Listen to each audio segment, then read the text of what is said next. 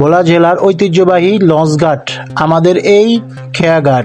এখান দিয়ে আগে হাজার হাজার মানুষ যাতায়াত করত, বর্তমানে এখান দিয়ে আর আগের মতো মানুষ যাতায়াত করে না ঢাকা টু ভোলার লঞ্চগুলোতে।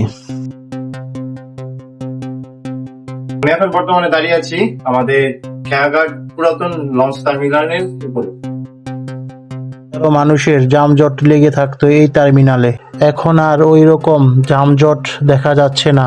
টার্মিনালটি শূন্য পড়ে আছে আজ। এই ঘাট দিয়ে ঢাকা টু ভোলা কিছু সংখ্যক লঞ্চ চলাচল করে। আজ একটি লঞ্চ আছে ঘাটে। এই ঘাটে বর্তমানে কর্ণফুলী 9 লঞ্চটি অবস্থান করছে।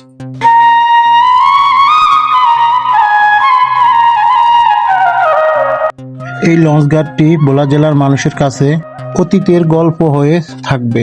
আমাদের বাপ্তা ইউনিয়ন এবং পশ্চিম ইলিশার মানুষ এই খেয়া পার হয়ে লঞ্চ ঘাটে আসতো। লঞ্চ ঘাটের নামকরণ করা হয়েছিল নৌকা দিয়ে মানুষকে এপারে থেকে ওপারে নেওয়ার কারণে।